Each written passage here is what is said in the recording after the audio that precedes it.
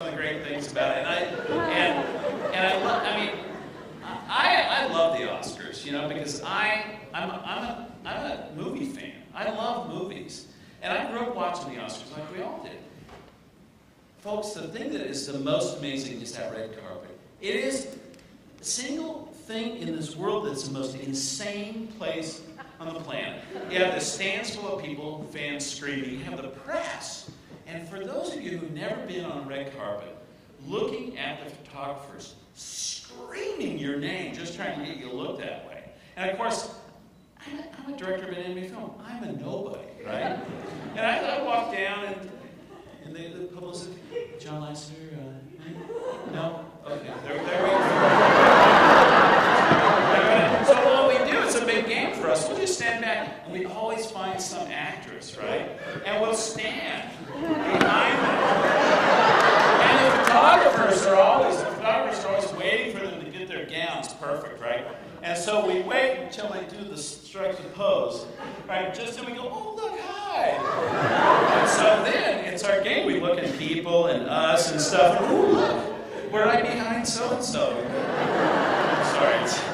We have fun with everything we do. Like, sorry. And so, but it's great. But one of the things that I've been nominated before, I have the fantastic. I love, you know, I love the art form, and I'm a member of the Academy, and I'm on the board of governors, and I love the Academy for what it does for furthering the art form and the science of motion pictures through the years.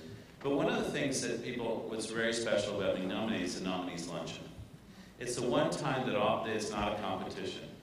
Everyone's there as winners, and they leave out. You know, it's just the nominees, a guest, and the board of governors, and a few key press. But it's not about interviews. And you get to go up to everybody, you know, and talk to them. Martin Scorsese. Hi. I do animation. You know, it's nice. He's great. You know, and so it's really wonderful. And the other thing for me that I actually love about the Oscars is that for 73 years they've been giving out Oscars to short films.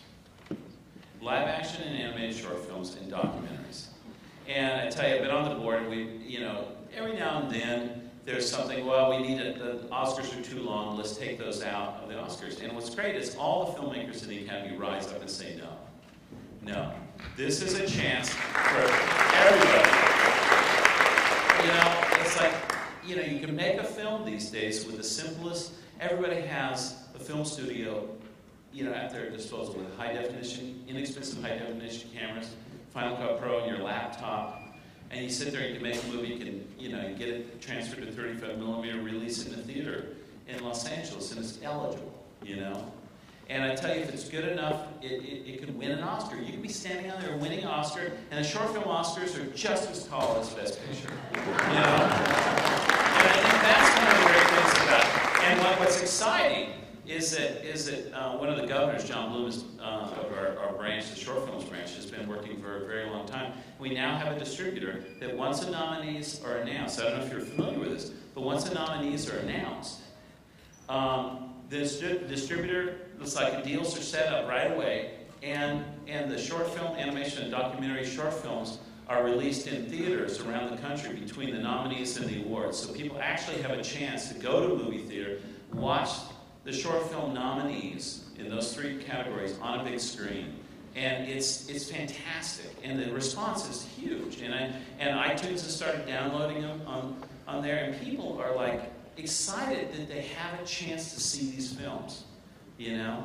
And because the short films is such a fantastic art form. I've been making short films, and we make short films at Pixar, you know, and we keep making them. And I said for every Pixar feature film, there will be a Pixar short film in front of it. And thank God Toy Story was a success, because now they don't question that, you know. And so we're starting to make it, and at Disney too, we're starting to make short films. I'm gonna nominate you to be the next director of the next Oscar show. I know it'll be a great show, and it'll be 9 hours long.